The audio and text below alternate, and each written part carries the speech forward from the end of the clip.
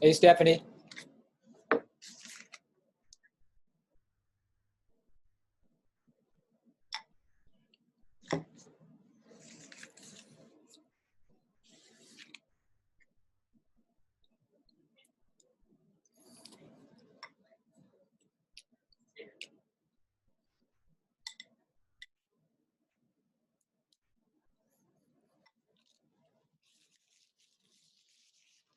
Stephanie, who's presenting today?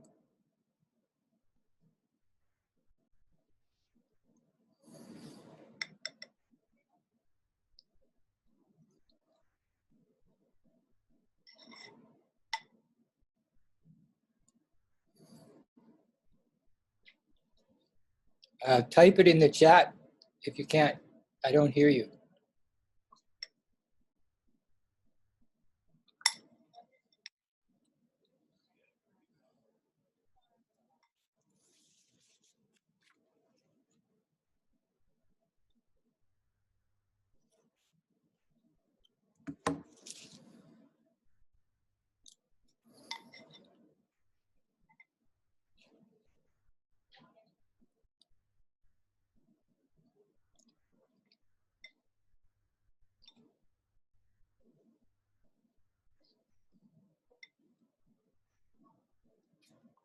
And what's the topic?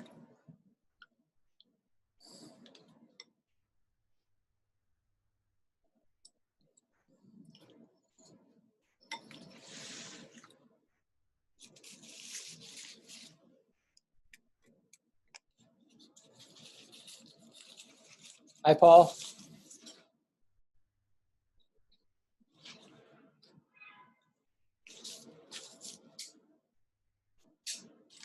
All right, we think we're waiting for Jag. Okay, there's two of us, Barry. Oh, both of you, Paul and yourself? No, sorry. I meant there's just a couple of us. Oh, yes, yes. Well, how are you? I'm very well. I haven't seen you for so long. Are you working? Yes. Just working in the lab now, the immunology lab. Are you? And I've just recently passed over the administration to James Lan. Okay. So now I'm just looking after the research, which is great. You look well. Thank you. And you too. Thank you. It's getting rid of all of this administration off my shoulders. It's rejuvenating. I'm going to be transitioning over the next few months to doing just what you're doing, not in the lab, but to do other things. So I'm glad to hear that you're enjoying it. Good for you. Great. And do you have a long game plan? We have one of these big Genome Canada awards, and it runs for about 3 more years. Ah. So that will see me. The sunset, is it? That's it. Yes. Yeah. We'll get all our articles out by then, and then I'll go and join my brother who lives in Mexico. Oh, where does he live? He lives in Huatulco, down on the Pacific coast, down south. I know exactly where it is. Ah, yes. Okay. We were in Puerto Escondido last year. Right. Okay. It's a lovely part of the city, a lovely part of the country, rather. Yeah, it's beautiful. It's. Yeah. I'm very jealous. He's younger than me and retired early, so I have to catch up. I have a twin brother who retired 16 years ago. Yeah. Wow. Good for him. Yeah, Good for him. I know. Good for them. Good for them. Yeah, you're right. That's true. So we're waiting for Jag. Right. What's his topic today? Do you know? Yes, it's the transition to transplantation. Okay. I'm not sure what aspect of it he's going to talk about, but good. That's been his big area of research, is looking at preparing the flow, selecting recipients, moving them through to transplantation quickly, smoothly, efficiently. So it'll be very interesting to. Jag is one of our national leaders in that area now.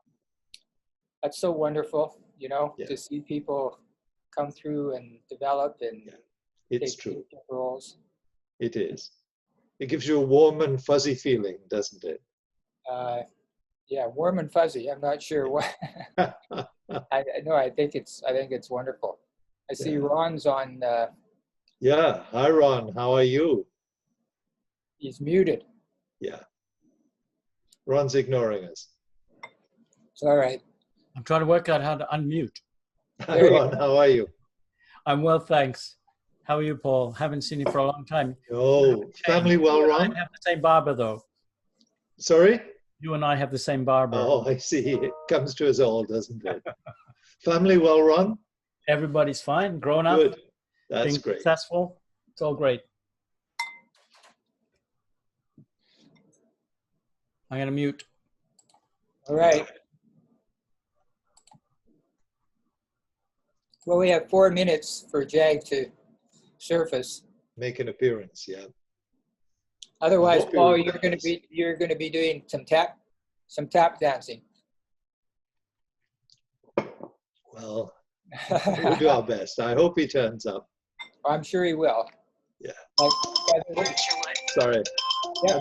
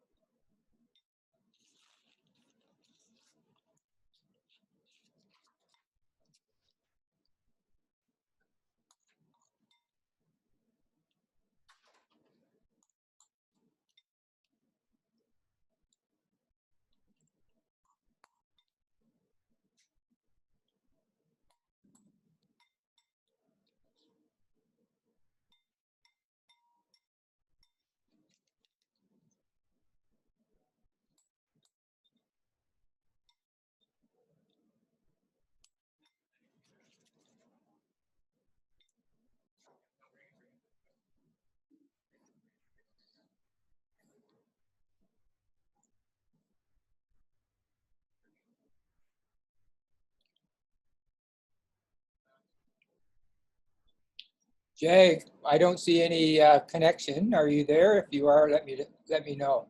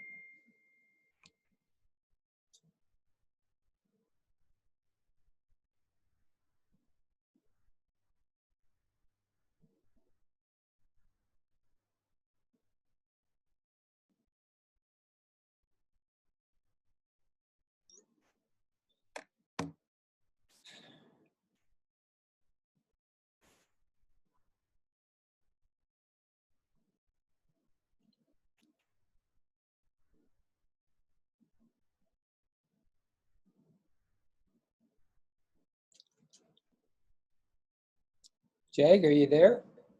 Barry, yeah. Hi. Well, hang on at 12 o'clock. Sorry, I was just wrapping up clinic and it was just a mad rush to get it done. No. That's fine. So thank you, Jag, for joining. I'm Barry Casson, and I'm going to introduce our speaker today, Dr. Gill, who's one of our transplant nephrologists, who's been at St. Paul's for all of his postgraduate work and continues to work intensely in the transplant area. And I've learned subsequently has taken a national leadership role. Jag's going to talk to us today about transition to transplant. So Jag, thank you. Thanks very much, Barry. I'm just going to share my slides here. Okay. So let me know if that's all good. Yep. Perfect. So thanks very much, everyone, for taking the time to show up, and hopefully we'll have a bit of a meaningful discussion here today.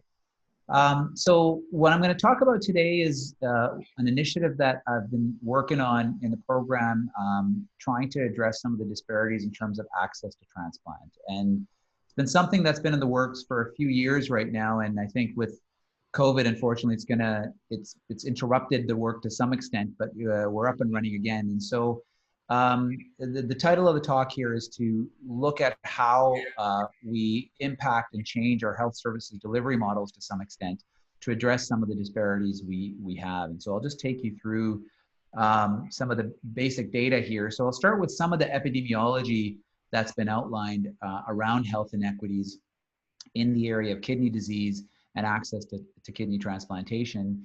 Talk about some of what we know in terms of the barriers that exist that contribute to this, but also some of the barriers that exist to kind of address these issues and some of these social determinants of health, because it's often easier to identify them and a lot harder to try to do something about them. And then talk about some of the principles that we've looked at to try to look at this in the context of our Indigenous communities in the province and improving their access to transplantation. And I'll talk a bit about that initiative in a bit more detail, which is entitled the Bridge Initiative. So health-related disparities, is not new to any area of healthcare. We know that there's been numerous studies that have identified different groups that are disadvantaged either in terms of access to care or in terms of health outcomes. And this has been shown in pretty much every country in the world where it's been examined, and Canada is no exception, where we do see reduced access to certain healthcare services and inferior outcomes in many instances. Now, in terms of kidney disease, we're not unique in this lens, and so there's quite a significant body of literature that's outlined these disparities, and a lot of it's in the United States, but there's been an equal number of data in Canada looking at these disparities. And so the table, or the graph, pardon me, on the top left of this slide is fairly crude data, which is just looking at age standardized rates of end-stage kidney disease in Indigenous and non-Indigenous populations in Canada. And as you can see in the green bars there, the solid green bars, that's the Indigenous communities, and the hashed are non-Indigenous. And so you can see that there's much a higher incidence of kidney disease in these communities, and that's true in both male and females. On the right-hand side, you can see the African-American perspective and the American perspective in general, where we see significant disparities in access to, rates of kidney disease in African-American populations in particular. In Canada, we've seen this not just in higher rates of kidney disease, not just in Indigenous communities, but in many other racialized communities. And so we see this among South Asians, among East Asian Canadians, African Canadians. This has been demonstrated as well.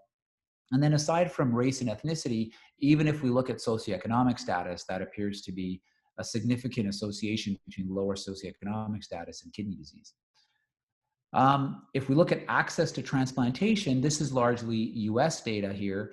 And this is now looking at access in different racial groups and broken down by access to deceased and access to living donor transplantation. And the reason it's important to kind of break these two pieces apart, because one is in terms of outcomes in general, the preference is always for a living donor kidney transplant. So if a patient approaches end-stage kidney disease, as many of you appreciate already, that if we can make it happen, the optimal treatment strategy is going to be a living donor kidney transplant, because it improves access and also is associated with the best outcomes after transplantation. Failing that, the next best case is a deceased donor kidney transplant, which takes longer to achieve because it's a more limited resource. And also the outcomes, although they're good, they are still inferior to a living donor transplant. And then the third option, which for patients who are transplant eligible and they can't get a transplant for whatever reason, and then we have dialysis as our kind of mainstay of end-stage renal disease therapy. And so when we're looking at disparities, we kind of say, well, A, there's access to transplant, but then B, we should also need to look at access to living donor transplantation, because that's really the ideal mechanism in which we can get somebody the best possible outcomes with end-stage kidney disease. And so what we see here is on the left is a very consistent message here, where you've got reduced access to living donor transplantation. So these are likelihoods of getting a kidney transplant in the different ethnic groups here. And so compared to the Caucasian group at the very top, every other group outlined in these analyses have shown that they've got reduced access to both deceased and living donor transplantation. This is some Canadian data looking at the same type of an analysis. And so this is using data from the Canadian Organ Replacement Register, and it was done a number of years ago now by Celatinelli in Alberta. And what they had done is looked at the East Asian population in Canada and the Indo-Asian population, and then referenced it against a Caucasian population, and basically looked at, again, access to transplantation in general, and then broken it up by deceased donor transplantation and then living donor transplantation. And in terms of all comers, it looked like East and Indo-Asians are both about 30% less likely to undergo kidney transplantation. If you look at living donor transplantation, though, those differences are really exaggerated. And so now we've got, 70% lower likelihood of getting a living donor kidney transplant among East Asians, and 58% lower likelihood of getting a living donor kidney transplant among Indo-Asians. And so, so a much more exaggerated issue for access to living donor transplantation. So that's relevant, as I said earlier, because even though people are getting transplanted, they're not getting the optimal form of transplantation that we'd like to offer. Among Indigenous communities in Canada, again, access to transplant is significantly lower. And so this is from that same analysis that I showed you the earlier slide from. This is very simply just looking at the proportion of Indigenous and non-Indigenous populations labeled Aboriginal and non-Aboriginal in this analysis, looking at what proportion of them got a transplant, how many of them were on hemodialysis, and how many were on peritoneal dialysis. And so if we just look at the solid green bar on the left-hand side, that's the proportion that got a transplant. And as you can see pretty clearly, the Aboriginal group had a lower proportion of individuals that had a transplant, and a larger proportion were on dialysis. Now, the other thing that is important to look at is what's the best form of dialysis for these individuals. And for people who live in more rural and remote communities in particular, home dialysis is certainly preferred. And this also showed that although there was a slightly higher proportion that got peritoneal dialysis, the largest chunk of people are still on hemodialysis. And so the disparities go beyond access to transplant, may also go into access to the optimal form of dialysis therapy. So if we kind of look at some key statistics that we know about, the Indigenous community and what their stats are in terms of kidney disease and access, there's about a 3.5-fold higher risk or incidence of having kidney failure in these populations. We know that dialysis, survival on dialysis is inferior. It's about a 60% 5-year survival on dialysis in general. And unfortunately, Indigenous patients are 50% less likely to get a transplant. When we try to piece together what some of the barriers may be that are at least low-hanging fruit and obvious barriers, 40% of Indigenous patients live in remote areas, and 20% of Indigenous patients live more than 250 kilometers away from their nearest kidney care center. And this is national data, but really, I think, reflective of what many of us see in our province as well, that geography and rural and residents in rural and remote areas can pose a significant barrier to efficient access to care. So those are the stats. As I opened, I kind of said, we've seen lots of epidemiological studies on this, and there's more than what I've shown you here. But the difficult challenge here is always, well, what's the next step? How do we take these observations and move forward to say, well, let's try to actually do something about this in a meaningful way? So just some kind of taking a step back and kind of saying, well, what are some key principles that we need to adhere to when we try to tackle something like this? This is at least what we thought of.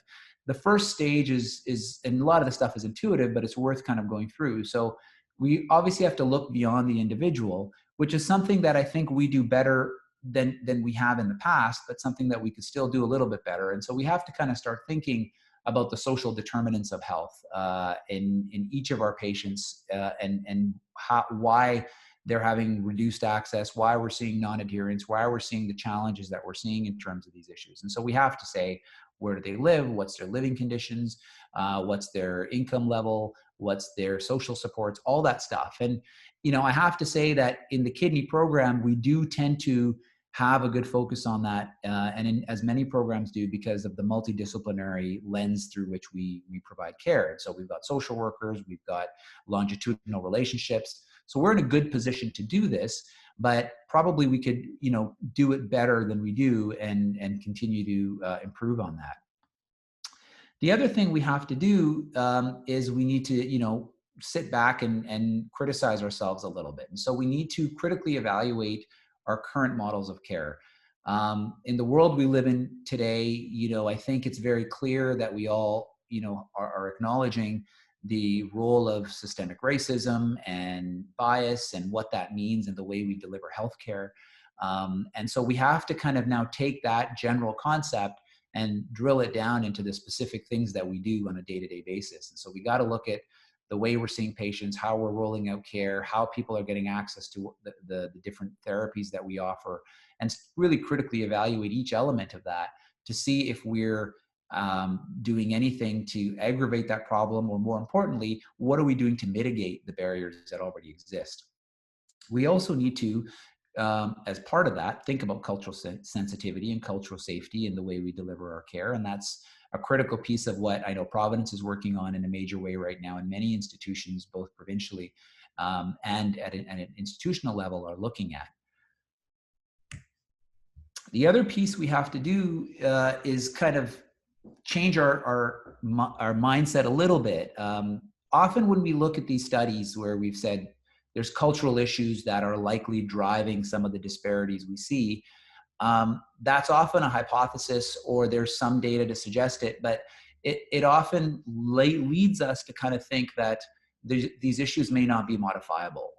There's a bit of a labeling that happens there. If something's considered a quote unquote cultural issue, well, perhaps it's not as modifiable as if we say, well, there's a geographic issue, which seems a bit more tenable for us to do something about. But I think there have been many examples of things that have been labeled as cultural barriers that, in fact, when you dig deeper, it's not cultural. It's looking at other social determinants of health, and there's issues, or even if there are cultural issues, they're modifiable potentially, and we can actually move to a better place. An example of that is this study I had done a number of years ago looking at living kidney donation in the African American population in the US. And so, you know, traditionally, it's a very similar story to what I've been telling you about, you know, racialized communities in Canada. So there's reduced access to transplantation among African Americans, and there's particularly reduced access to living donor transplantation. And the presumption for many years had been that living donation must be lower or is lower in African Americans, and that therefore meant that there must be a decreased willingness for people to come forward and be living kidney donors in the community. And so we did a very simple analysis here where we just looked at the intersection of socioeconomic status and race and tried to see, you know, if there was an effect modification there and what happened with this. And so what we've got here is we simply broke out the US population by income quintiles. And so Q1 here is the lowest income quintile, and Q5 is the highest income quintile in the US, and then looked at living donation rates per million population in both African American and Caucasian populations, and just looked at the difference. And so what you can see is that In fact, there's not a significant difference between African American and Caucasian populations in terms of living donation rates. And in fact, when you get to higher income categories, there's actually higher rates of living kidney donation in African Americans, even after adjusting for rates of end-stage renal disease in these communities. But the bigger factor really does appear to be socioeconomic status. And so we see a big difference in living donation rates when you look at income. And so the lower income groups had lower rates of donation, whereas the higher income groups, not surprisingly, were in a better position to actually facilitate living donation. And so when we look at the African American community, the reason we're seeing lower access to living donation potentially is because you've got a higher proportion that's in the lower income category, as opposed to a cultural phenomena that is resulting in reduced willingness to be living kidney donors. And so, it's the financial barriers that probably need to be addressed, which may help mitigate some of these issues. So this just goes to illustrate that our assumptions when we see some of these disparities need to be challenged, and we need to dig a bit deeper to see what else may be contributing to some of these issues. So what do we do in terms of kind of moving forward? Well, the first thing we need to do, and I think this has become very clear in a lot of what we do, but I think certainly when you're looking at sociological issues here, I think it's really critical that we have to make sure everybody who has a stake in this is at the table. And so clearly our institutions need to be involved at a very early level. Clinicians, of course, need to be involved. Patients obviously need to be involved. But we need to expand to other groups that maybe we haven't traditionally reached out to at a very early phase of some of this work. So government and policymakers need to be involved right from the get-go. And although patients are critical to be part of the process, we also have to reach out to communities and community members from which our patients come from and to which they belong, because a lot of the interventions that we're going to ultimately have to look at are going to rely on community resources and community members. And so getting them involved at an early state becomes pretty key.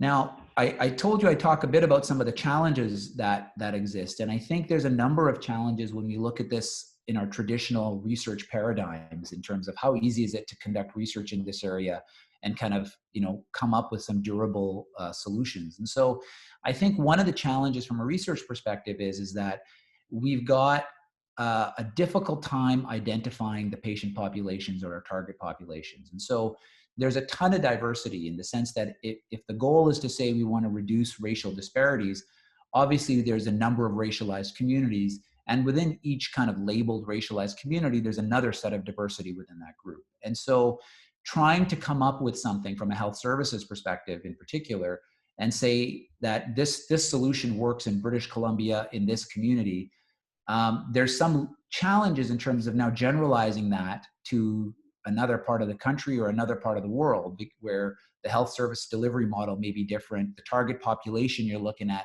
might be defined a little bit differently. And so that is something that we need to kind of consider in terms of when we're developing this body of work. How are we going to actually make sure that it's useful not just to the population that we have here, but is generalizable to other regions? And I think the way around that is to define an approach. And so I'll come to this later, but the attempt with a lot of the work that we're doing along this lines is to say, if we can develop a standardized approach to targeting some of these issues, and it doesn't mean that the individual solution for population X is going to be the same for population Y, but at least the approach of engaging the right people, doing it in a systematic way, evaluating it in a systematic way, if we can demonstrate that, that may be the piece that's generalizable. The other research challenges is that it requires a great deal of collaboration. I'm by training an epidemiologist, and I've done work in clinical research purely in a quantitative realm. And you can't really take these findings now and say, well, there's these epidemiologic findings and we want to dig down and do an intervention. You can't do that unless you get the qualitative researchers involved, unless we apply a mixed methods approach to really try to get to the nitty gritty of some of these barriers from a sociologic perspective, and then try to implement some change. The other issue that's limited some of this work in the past has been funding opportunities or lack thereof. And that has gotten much better in recent years. But I think traditionally, it's been challenging, quite frankly, to get funding for for these types of studies and this type of work. And then because of that, partnerships have become that much more important. So even in a lot of the funding opportunities now, there's a heavy reliance on in-kind contributions or matching contributions from partners. And so building those up is another key challenge that has to be addressed when we're going and moving forward with some of this work.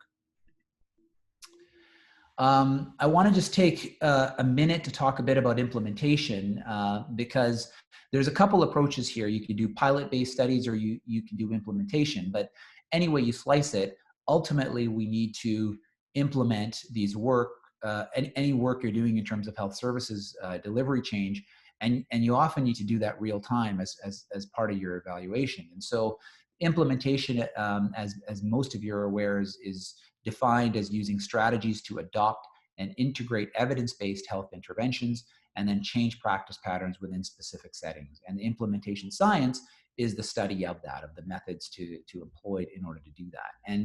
And this is something that is super critical in a lot of what we do in our day-to-day work in terms of quality improvement. But when you do it on a broader scale, you need the same rigor that you would apply to any clinical trial to implement something on these scales. This is one example. There's numerous frameworks that exist for implementation. This is one that we're using, which really kind of highlights the different facets of it, right? So you have to upfront say, you know, who's needing the intervention? How are we going to reach those populations? What's the effectiveness? And so how are we going to be measuring that effectiveness? How do we develop support from an organizational perspective so that you can get appropriate adoption of this? How do you actually ensure that you've got the process measures laid out, and then you can quantify them and measure them so that when you implement something, you can make sure it's actually been implemented properly. And then the last piece is maintenance or sustainability, right? What partnerships do you have in place and what protocols do you have in place to make sure that this is not going to be a flash in the pan when you implement a shiny new initiative and then it doesn't have any sustainability attached to it? So given all that, I want to talk a bit about, spend the rest of the time talking about this project that we've embarked on called the Bridge to Transplant Initiative, which was a creative acronym for, as you can see, based on the underlines that I've kind of pulled together through a number of different names here. But basically, this was a BC-wide program for Indigenous communities to gain equitable access to kidney transplantation. I wanted to start by showing our patient partners. And so this is Elisa Asu and Adrian Charlie. And this is a pair. Adrian donated her kidney to Elisa a number of years ago. And they've been really key in kind of helping us develop this. Now, the focus of this work has been primarily on living donor kidney transplantation. When I showed you the data at the beginning of the talk, I had shown you how the disparities exist across the spectrum. There's higher incidence of kidney disease that needs to be addressed. There's reduced access to deceased donor transplantation that needs to be addressed. But most dramatically, I showed you there was reduced access to living donor kidney transplantation. And the reason we're focusing in on living donor transplantation for this initiative as the first phase of it is because A, that's where the disparity seems greatest in terms of access to transplantation. And as I said earlier, it is the best form of therapy from a transplantation perspective. It allows access to transplantation faster. The outcomes post-transplant are better. From a health economics perspective, the cost savings for a living donor transplant are magnified relative even to deceased donor transplant. As a reminder, every kidney transplant saves the healthcare system a substantial amount of money by removing someone from dialysis, which is a very costly therapy. And so there's always been cost effectiveness, and it's been a cost-effective strategy, but that's amplified with living donor transplantation. And then lastly, and pretty importantly, when we're looking at access to deceased donor transplantation, we often get stuck at the point that we have a reduced number we have a fixed number, so-called, of deceased donors that we have limited control over. And whereas with living donor transplantation, it's a bit more modifiable. We work with patients to identify potential living donors. And if that hasn't been done, then there's an opportunity there to engage patients, their social network, the community, to kind of do that better. And there have been studies that have demonstrated that you can actually modify and improve rates of living donor transplantation through enhanced education. And so that's why this was the initial focus of the work that we're conducting here. The overarching goal of this work is not going to be a surprise. It's to achieve equitable access to living donor transplantation, and do that irrespective of race, ethnicity, gender, and socioeconomic status. The specific goals of this project are to focus in on the Indigenous community and improve access to living donor transplantation. And we kind of had to pigeonhole our approach. There's a number of initiatives that we could take on with this, but the primary focus of this work was to look at the way we currently deliver care. So it's a health services project to say, how can we modify our health service delivery model in order to improve access to living donor transplantation? And as I've alluded to already, a key element of this work is to make sure that we do this in true partnership with patients and community members to understand some of those barriers and then develop the interventions and solutions in partnership as well. I wanted to take a moment just for those of you that aren't familiar with the process of transplantation, to just outline what happens. And so, I've been saying that living donor transplantation is the best option for patients, but in terms of what a patient needs to go through and coordinate, this is what the process looks like. So when a patient is approaching end-stage kidney disease, or they're already on dialysis, they're regularly counseled on the notion of transplantation. But before they can be placed on a wait list, they have to be referred to the transplant program. They have to go through, as you can imagine, a series of evaluations, medical, psychosocial, surgical, to make sure that the patient is obviously going to be suitable for transplantation and have a reasonable outcome post-transplant. But in part and parcel with that, at a very early stage, we're also coming at this from the point of, if you're going to be a transplant candidate, we would emphasize the importance of living donor transplantation. And so we also need to work with the patient to say, let's explain what living donation involves. Let's help you identify potential living donors through something we call donor outreach, so that you can communicate with your family, with your friends, with people in your community, so that you can identify potential donors. And that's an entire process in and of itself. Once a potential living donor is identified, now that individual needs to go through a series of their investigations, obviously, to ensure that they can engage in living kidney donation, and they can do so without any significant implications on their health, their quality of life, or their psychosocial status. And so that requires a series of investigations to make sure they go through their process. And then there's the whole compatibility issue that has to happen. And so it's a drawn out process, and people have to be fairly committed to it. The average time that the evaluation takes for a donor and a recipient is somewhere between 10 to 12 months. Now, some of that is purposeful, in the sense that for living donors, for example, if someone comes forward, we want to make sure that they have sufficient time to make sure they're doing this without coercion, that they can contemplate their decision, they can go through the steps and really understand it. But some of it undoubtedly is inefficiencies in our system, particularly for people who don't live close to hospital centers, who have to go through all the different steps. And so if we kind of understand this as the base model that we're dealing with, and now overlay what some anticipated challenges may be for patients from the Indigenous communities, you can easily kind of figure out what some of the issues may be. And so even if we start with geography, well, a lot of the testing that we have to do is not widely available in small communities. So people have to travel to their nearest institution, and often multiple visits to different institutions. It's not uncommon that someone needs to go to get a MIBI, then they got to come back, then the MIBI gets reviewed, then they need a cardiac evaluation, then they come back, and they're going to different places to do that, all before they've even seen the transplant program. And so that creates, understandably significant barriers there. And then the other thing is cultural safety. And we talk a lot about cultural safety, and there's a number of institutions around the province that have done a lot of work on cultural safety, but there hasn't to date, certainly in the kidney transplant world and the kidney world, been a concerted effort for us to say, on a provincial scale, because we're provincial programs, a patient that's going to go through all these different steps to land ultimately in our care, we're not doing much to ensure that cultural safety is ensured throughout that process. And that's something that we really need to work towards. And so you can, so when we talk to patients, and I'll talk about some of the data that we've accumulated here, we'll often say, many of us have heard comments, well, I experienced this negative experience at your institution, or your institution actually was great, but along the way, I've had X, Y, and Z negative experience of racism or whichever it may be prior to coming here. That's now clouded their view of how our interactions with them are now.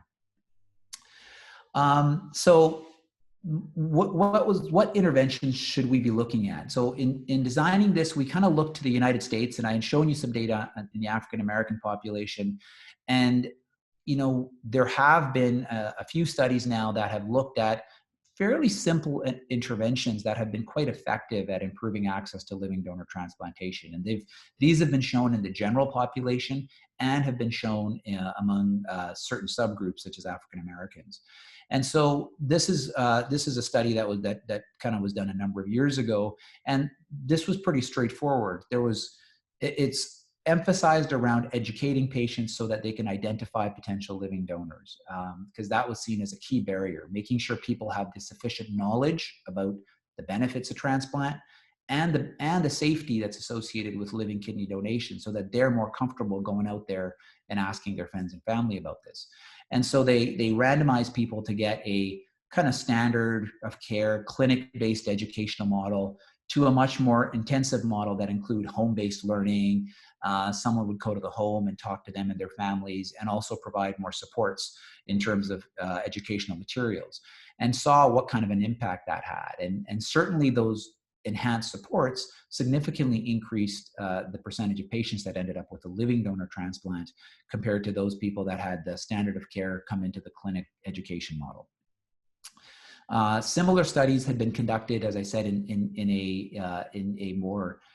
the African American community in particular, and similar results have been shown where there's been an improvement in not just actual rates of transplantation, but also a change in attitudes. And so we've seen an increased probability and willingness among patients from communities where, quote unquote, this has been not typically seen, that are now willing to say, yeah, I'll have more conversations with family and friends about this, and I'm more comfortable engaging in some of these conversations to try to identify living donors, and they're more accepting of it.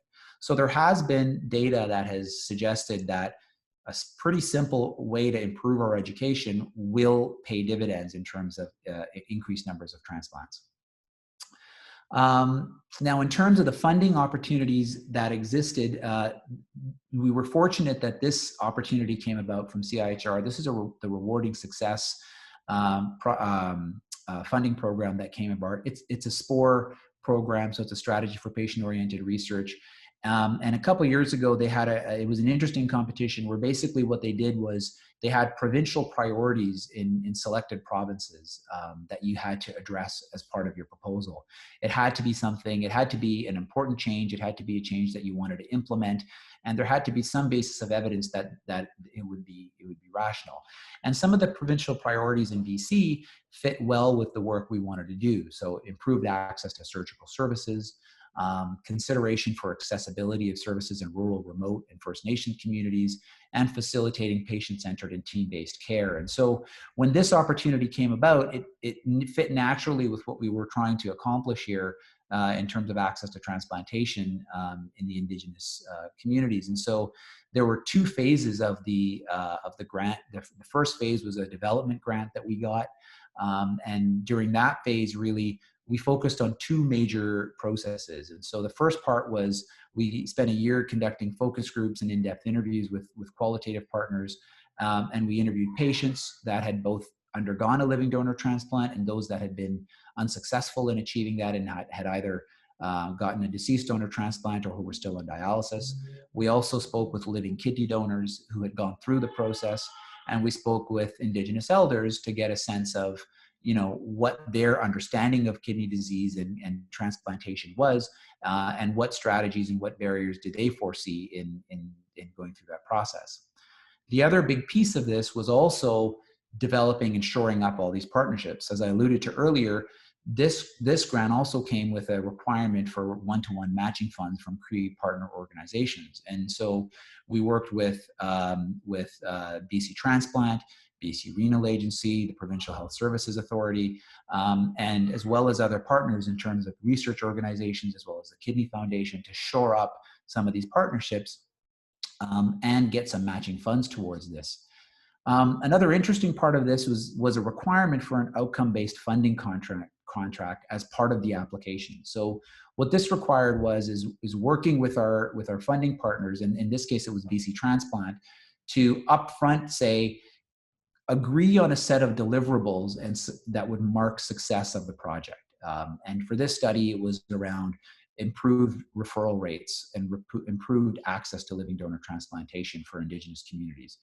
And establish that if we're able to demonstrate success through this study, there would a priori be a commitment for additional funds from the organization to do additional work to complement this, to maintain sustainability in terms of this approach. And so that was something I hadn't dealt with before, and it was a very interesting process trying to work with budgets for 4 or 5 years down the road. But actually, surprisingly, it came together, and we were able to get some funding shored up to say that, you know, we will have some longevity in terms of not just this specific project, but other projects that would aim to achieve the same goals. I want to step back and say, what did we get in terms of the feedback based on that first phase? So here's what we found. So in talking to patients, some of this was very intuitive and stuff we expected. Some of it was a little more surprising. And so not surprisingly, many of the patients we spoke to said that there was some measure of discomfort in approaching members in their community or in their families about living kidney donation. That's not surprising. That's something we've known for a number of years. That's been described before. Importantly, what we heard, though, was that even though there was some discomfort with that, education on the benefits of living donor transplantation, around the safety of living donation, that would increase willingness to pursue living donor transplantation. And as I've shown you in those previous studies, that's been effective. It was nice to hear that that's something that in this community would be also well received. In terms of some specific things that we were told we should be doing, clearly we need to have trusted individuals and improve representation in terms of how we provide the education. So working with Indigenous elders, having them as part of the solution in providing educational support is something that we were told would be important. Engagement of community members is something that would have to be important and would be critical, in fact, to move this forward. Importantly, one of our assumptions going into this was that perhaps there was a concern around willingness of people in the community to donate. And so often what we'll see anecdotally is patients will say, you know, there's no point in asking, or I'm hesitant to ask because I believe there's not going to be a lot of uptake. I'm not going to get a lot of people coming forward, and that's going to be disheartening. We actually heard the opposite from the patients we spoke to in this cohort, where we heard that in fact there was a pretty widespread belief that there would be a number of people that would probably come forward, but that the hesitation was just in the ask, and saying that, you know, we don't really want to ask, but we think that if we did, we'd get a number of people that would come forward, because it was identified that giving is a significant part from a cultural perspective that is important and given a lot of importance, and that wouldn't be viewed as a major barrier. Some specific barriers from a health services perspective that were identified, I think fall in line with what we've seen in terms of cultural safety data that's out there. So our educational sessions currently that we do, so when someone's approaching transplantation or someone's thinking about that, we conduct very comprehensive educational sessions where it's a multidisciplinary, lectures around different aspects of what to expect and those kinds of things. They're generally provided in hospital settings in an auditorium. And so at St. Paul's, we did them in Hurlburt, people would come in. And that was something that was identified as not being optimal. And so certainly not culturally safe. When we think about the history of colonialism, think about the history of residential schools, the hospital setting can be a traumatic setting for some patients and for some individuals. And so now having to have fairly complex conversations around people's discomfort around talking about living donation and kind of really getting people to trust in the process it was felt that hospitals are probably not the ideal setting to really have those conversations, and we should try to move that stuff out of the hospital into safer environments. The other thing that was identified is that although there's been overtures to work with Indigenous communities, they haven't been sustained. And so there's been lots of opportunities where we've kind of gone in and come out, but we haven't maintained a longitudinal relationship, and that's something that needs to be done. There were certainly examples of unhelpful educational interactions with healthcare staff, some with identifying evidence of systemic racism, some overt racism and bias, some just information that wasn't felt to be relevant. An example of that is we provide lots of written materials and pamphlets to patients. That was felt by and large not to be very helpful, and what would have been preferred would be more verbal forms of communication or video-based communication, storytelling from individuals that have actually been in that situation, previous patients, previous donors, that kind of thing.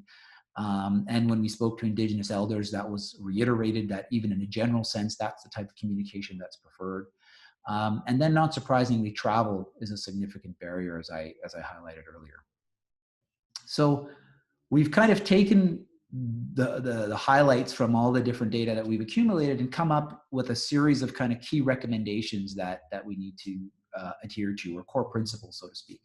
So the first is one that's a fairly generic one, and this goes to developing a longitudinal relationship. And so clearly early intervention, early discussions around transplantation, early discussion around donation, that needs to happen throughout the continuum. So that has to happen in the kidney care clinics and the CKD clinics when someone is not necessarily right at the point where they need a transplant, but enough time to do that.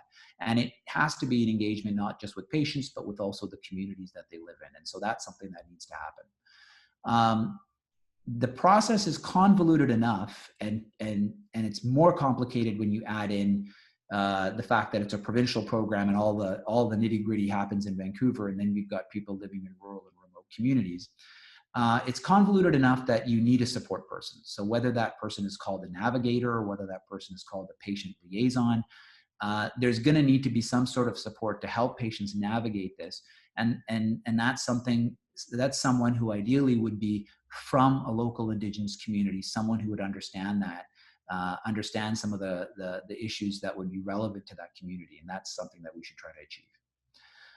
As I said earlier, providing education and support outside of the hospital setting, and ideally in a safe environment, either on Indigenous land or in friendship centers, that would be important. And the way in which we provide the education and the materials we use have to be more culturally relevant than they are now. We also are encouraged to provide opportunities for Indigenous patients and donors to share their personal stories, either in person or through video. We have to figure out a way to expedite that 10 to 12 month period for people to work up so that it's a little more efficient. And that's where some of the navigator roles could also help in terms of doing that. It goes without saying, cultural safety is something that has to be front and center, much more so than it is now throughout the transplantation process here. But the reality is through their entire journey through kidney disease and kidney health, and ideally beyond that in terms of all of their health interactions. And then importantly, we have to, with living kidney donors in particular, our relationship with them cannot end once they have donated. So I've just spent the last 45 minutes telling you that Indigenous communities and Indigenous individuals have a higher risk of kidney disease. And at the same time, I'm telling you, we're trying to promote a strategy of increased living kidney donation in that community.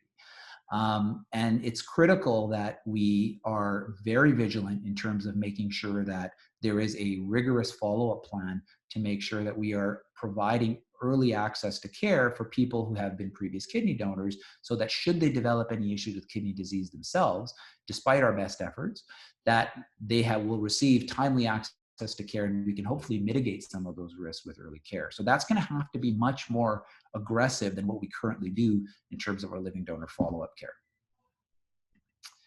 So these are the key components that we are now implementing as part of this initiative. And so this is kind of what I've outlined before, but we've kind of distilled it down to 5 key issues. So the first component is the education piece. So we're currently in the process of redefining and creating new educational content and materials and a new way of delivering that stuff to our patients. So I'll give you an example of that. We are working with young Indigenous filmmakers to say, can we develop videos that are developed by people within the community that highlight kidney disease, transplantation, living donation, and present that in a manner that hopefully will resonate better than what we have now. Another example of that is our group education sessions. So prior to COVID, the intent was that rather than have our large auditorium-based discussions that I talked about earlier, we will be having small group roundtable discussions with the patient, a number of individuals they've invited, and perhaps have an elder as part of that process, and then have video conferencing in, or have testimonials from prior living donors and recipients who are Indigenous as well.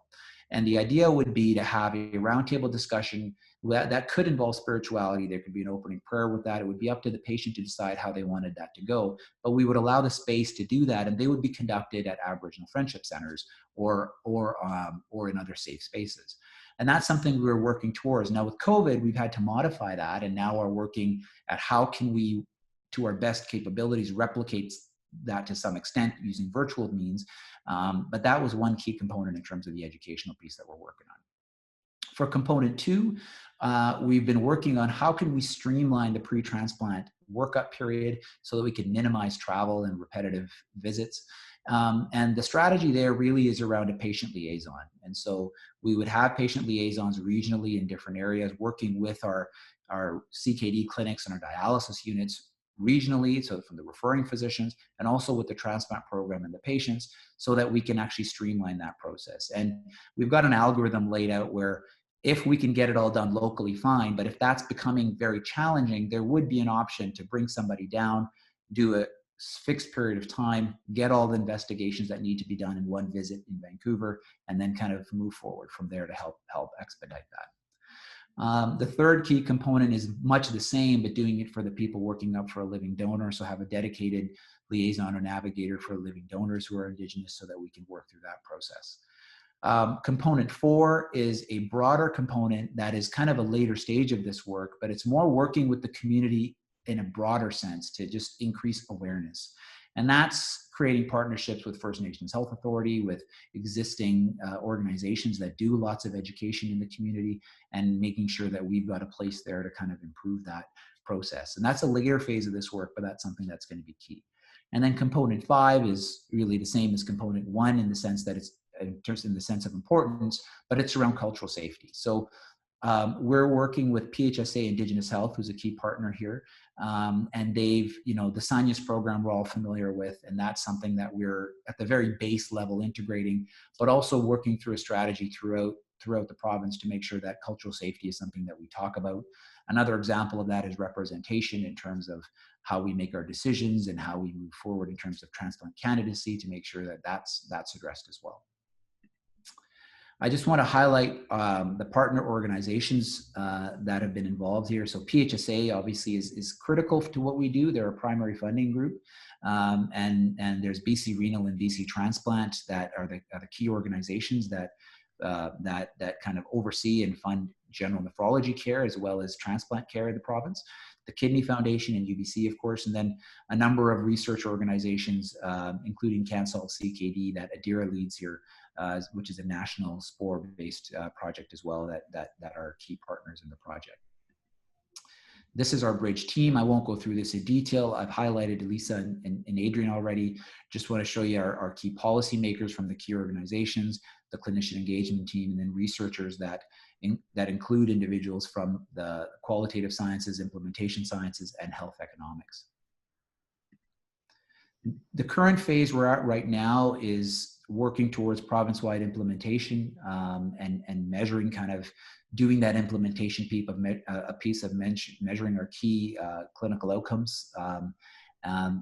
This is the timeline. I'll skip through that. I won't go through this in detail, but just to give you a sense of our primary outcomes for the work here, our primary outcome we're looking at is access, which is going to be looking at a number of different pieces, basically in terms of number of living donor transplants, the rates of that, how many living donors are evaluated.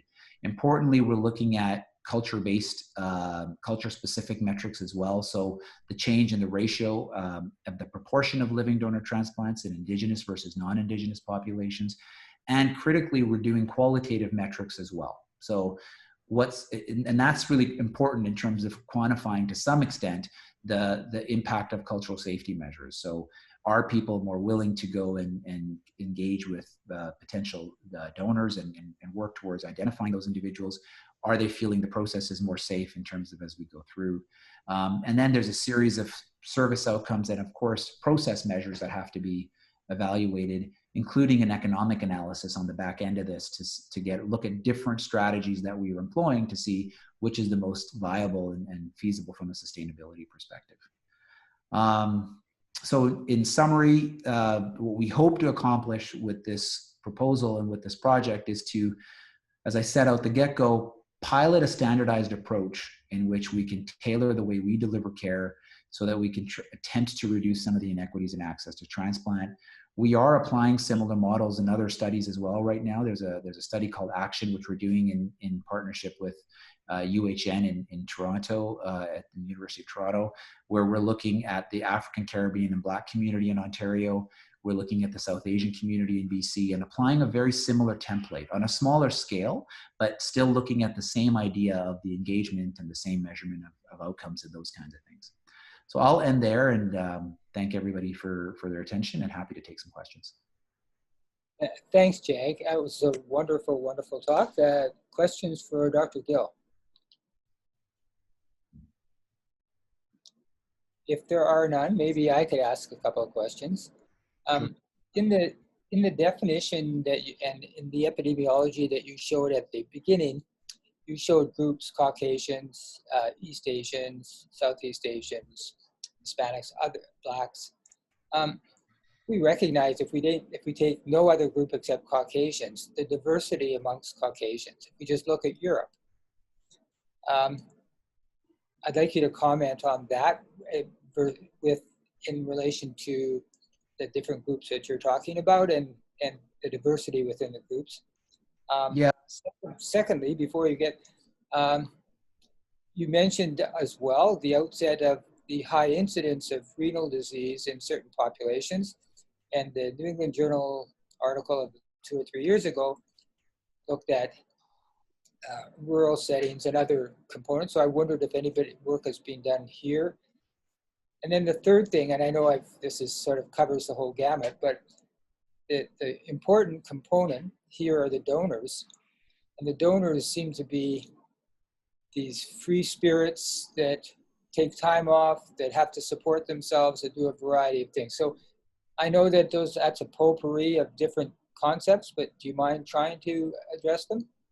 Sure. So the first point you made in terms of the data, I think, is really critical, right? So the data is flawed because the definitions are flawed, and it's a bit of a catch-22 in the sense that in a country like Canada, if we start to look at every subgroup within every kind of larger group that we've defined, you start to run into a very kind of standard statistical numbers issue. It's hard to delineate a lot of trends there. So you're kind of forced to lump people together into somewhat made up groupings that we have to apply. And so that's a limitation, I think, that will exist.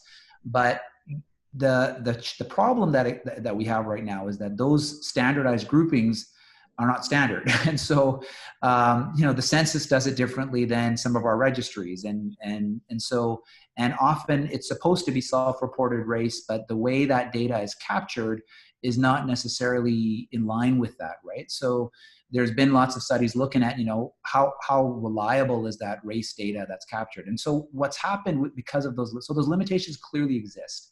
I guess the danger, though, is that what's happened because of those limitations is people have become less willing to capture that data. And we see that, for example, like there's a lot of debate with the COVID stuff right now in terms of the lack of race-based data and outcomes and things. And I think part of the hesitation, I presume, is, well, how do we define it? And it's going to be imperfect, and how much is going to be read into it, and those kinds of issues. And so I think we have to be careful not to step away from capturing the data simply because of the limitations. And then the other piece is, well, we need to make sure that we're not dismissing the outcome, the results, because of that. So there's warts in the data. It should be captured better. I think there has to be concerted efforts by our registries, by the sources of this data so that we do that. And I can tell you some of the feedback that we've gotten from the African, Caribbean, and Black community, some of the work we've done right now in Ontario. There's a ton of work being done around saying, we want better data. We want to understand our health outcomes, but you need to do a better job at capturing it. So I think those limitations exist, but we need to put a little more effort in terms of how we're capturing data. The second point you raised was around the rurality of things and how that relates to the incidence of kidney disease. And I think there is, a big issue in terms of identification of disease that happens in rural and remote areas. And so there's probably underappreciated incidence of diseases, in fact, in communities that are more rural and remote. And especially when you look at things like kidney disease, where it's a bit indolent. And so, there are initiatives to try to do that. So I mentioned CanSolve, and there's a fantastic program called the Kidney Check Program, which is a point of care screening system to check for albuminuria and check for simple blood work to identify early incidence of kidney disease in some of these populations. So yes, we see higher incidence of kidney disease, but I suspect it's actually greater than we even appreciate. The third point, Barry, I'm trying to remember, was around donors and the big that. So, living donation is one of these things that we laud a lot, right? And we call living donors heroes. They're critical to the process. We care a lot about them, yet there's not a lot societally in place to really support these individuals to do what we need them to do, right? And so financial barriers is a significant issue that needs to be addressed. Over the last decade, there's been more systems put in place for us to reduce some of those barriers from a financial perspective. So there is something called the Living Organ Donor Reimbursement Program that reimburses many of the expenses. There's now programs in Canada that, including in BC, where there's some income reimbursement. There's a program that we're doing with the Canadian Society of Transplantation in partnership with the American Society of Transplantation, which is called the Circle of Excellence. And what it is incentivizing large corporations to provide paid time off to individuals that are living kidney donors. And in recognition of that, there'd be some sort of a media or plaque and things like that to recognize that these companies and corporations have actually provided that. So I think you're absolutely right. We can't just tell people you need to donate and that's great. We need to support them so that it is not only neutral from a health perspective, but it's neutral from a financial perspective. And there are efforts underway, but we've got a ways to go on all those issues. Thank you for answering the three very diverse or very different questions. Do other people have comments? Paul? Paul's got his hand up. Yeah. Hi, Jag. Thank you. That was a beautiful overview. Thanks, Paul. We're deep into this question of improving allocation by epitope matching, as you know. And the societal column that we're working on has taken us deep into the questions, just the ones you're describing here. How do we deal with portions of society which frequently may be overlooked or disadvantaged and so on? And as we move to increase the sort of molecular biological approaches to transplantation, there's a real worry that they get left behind. So we've been working with a lot of the elders and individuals from these communities who've been really helpful. But I think this sounds like a wonderful opportunity to bring the two areas of research together. So it would be great to have you involved in that with us. Yeah, no, absolutely, Paul. I mean, I think there's, it's such a critical point. When we talk about equity, allocation's always been challenging because to try to get the best outcomes, we're always concerned about the unintended consequences. And we've all seen that, play out with the African-American population back in the day when, with HLA matching. And I think, I think the approach I know that you guys are taking in terms of the project that you're working on is appropriate, in that it's all about what I'm hearing from the people we're talking to is all about engagement, right? So if people are part of the process and they have a voice in it, everyone's quite reasonable in understanding the premise behind it. I think transparency is really where we're moving towards, and so yeah, it'd be a pleasure to work together on that. Great, thanks very much. Are there any other final questions or comments? If not, I'd like to remind people that next week's Grand Rounds is going to be given to us by the Division of Geriatrics, and it's Dr. Sly, who's going to talk on cognition and diabetes in the elderly.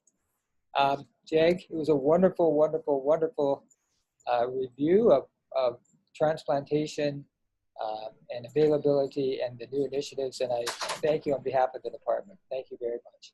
Thanks, Barry. Thanks, everyone. Have a great day.